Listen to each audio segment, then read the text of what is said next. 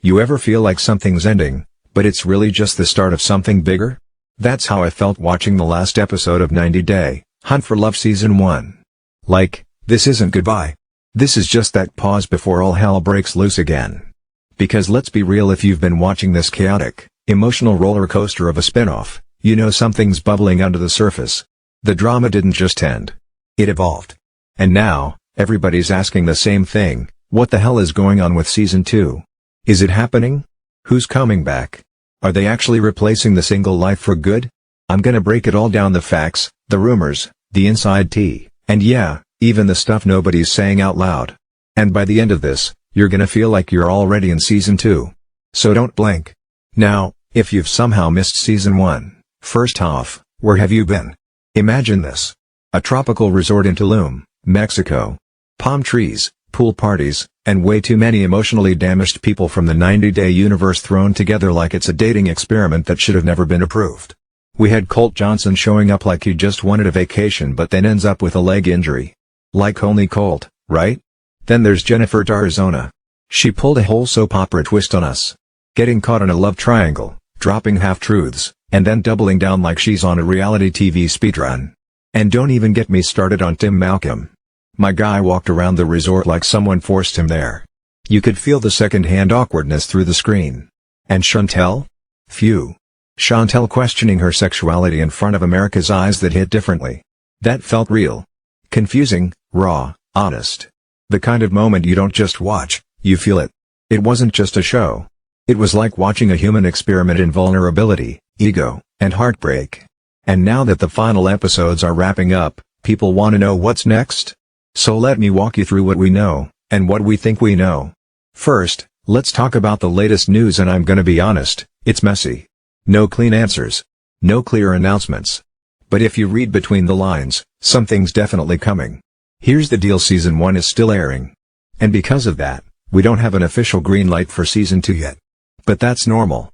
That's how this franchise operates. They don't say a word until the numbers come in, the drama lands, and the social media takes off. And trust me, it has. We've got Tisman trolling Courtney on Instagram like he's back in before the 90 days. We've got Jennifer out here trying to shut down STD rumors that came out of nowhere. Tim's name is back in the gossip grinder again, with everyone speculating about his sexuality. Meanwhile, Rob and Sophie? Out of nowhere, people are wondering if they're talking again. Like, huh? That's the kind of post-season chaos that producers love. So yeah, no press release. No trailer. But if you're looking at how TLC and the 90-day producers work, this is exactly the calm before the storm energy they thrive on. Let's break it down real simple. Season 1 filmed in October 2024. It started airing in May 2025. If they follow the same pattern, Season 2 filming would happen this fall. And we'd likely see it drop by May 2026. That's if everything goes according to schedule. But again, this is reality TV. Nothing's ever really according to schedule. And here's something else: while Season 1 still has episodes airing, TLC's watching. They're watching Twitter reactions, TikToks, YouTube clips, Reddit threads. If this show keeps buzzing, they're not just bringing it back, they're doubling down. Which brings me to something even juicier: the possible cast. Because let's be real, casting is everything in this franchise. So what happens if Season 2 gets the go? Best bet? They're bringing back some of the people who didn't find love this season. And let's face it, that's most of them. You think Jennifer's just gonna bow out quietly after that kind of chaos? Nope. She's coming back with a new game plan, probably a new man, and a fresh set of lies to unravel. Tim? Oh, they'll want him back. Not because he's exciting, but because his awkwardness is the drama. He's like the human equivalent of a train wreck you can't stop watching. And then there's Chantel. Now this is where things get interesting. Chantel's moment of self-discovery, that wasn't just personal. That was cultural. That was bigger than the show. If she's ready to explore more of that in Season 2 with someone new or even with herself, that's a storyline you can build a season around. But it's not just about who returns. It's who they bring in next. Word is, the producers want to lean younger. Fresh faces. Single, fiery alums who haven't had their 90-day moment yet, or didn't get enough screen time before. People like Tanya Maduro, Brittany Banks, or even Tyree Mollett. Names that spark debate. People who divide fans. That's who they want. Because at the end of the day, this show isn't just about finding love. It's about finding reaction. Tweets. Memes. Arguments. That's the real currency here. But now, here's the twist nobody's talking about loud enough. What if Hunt for Love isn't just a spin-off? What if it's a replacement? Let me explain. The Single Life, remember that one? It had 4 seasons. And then, radio silence. Season 4 ended back in April 2024. Since then, nothing. No renewal. No filming updates. No reunion talk. Just, dead air. And then out of nowhere, Hunt for Love shows up. Similar idea. But with better locations, juicier edits, and a fresher cast vibe.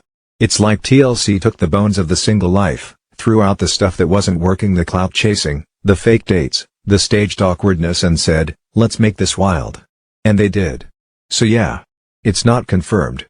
But it feels like Hunt for Love isn't just a summer fling. It's the new main event. That might sting if you were a fan of The Single Life. But honestly, it needed to go. The last season felt like a rerun of a rerun. Everyone trying too hard. Nothing felt genuine. Hunt for Love, for all its craziness, feels real. Or at least realer than we've had in a while. And maybe that's why this show's catching fire. Because we're all kinda tired of overproduced TV love. We want mess. We want raw emotion. We want awkwardness that's not scripted. We want people who don't know what they're doing, who say the wrong thing, who cry at 2 a.m. by the pool because their situationship just ghosted them after 3 tequila shots. We want people like us. And that's what Hunt for Love delivers. Let's not pretend like we're watching for perfect romances. We're watching to see ourselves, the messy, confused, hopeful versions of us. The ones who still believe in love, even if it hurts. Especially when it hurts. So if you're still on the fence about season 2, don't be. It's coming. Maybe not officially yet. But the signs are there. The cast is stirring the pot online. The fans are engaged. The formula is working. And the old shows? They're fading. This is the new wave of 90 Day. Not about green cards. Not about culture clashes. But about the universal disaster that is trying to find love, while being filmed. And if that doesn't feel relatable, I don't know what does. Let me leave you with this: love is weird. People are messier. But watching it all unfold, that's where the magic is. So yeah. 90 Day, Hunt for Love Season 2 isn't just about who's coming back, it's about why we keep watching. Because deep down, every one of us is just trying to figure it out. Love. Truth. Identity. Connection. Sometimes on a beach. Sometimes in a fight. Sometimes in a whisper at 3 in the morning when the cameras are still rolling. And if you're here for that, you're one of us. So hit that like button if you've ever rooted for someone on this show, even if they made bad choices. Subscribe if you've ever cried over a reality TV couple breaking up. And drop a comment with who you think should come back for season 2 or who should never be allowed back. We're building something here. A community that sees through the edits but still feels the heart. Because in the end, we're all just hunting for love. And maybe, just maybe, season 2 will bring us closer to finding it.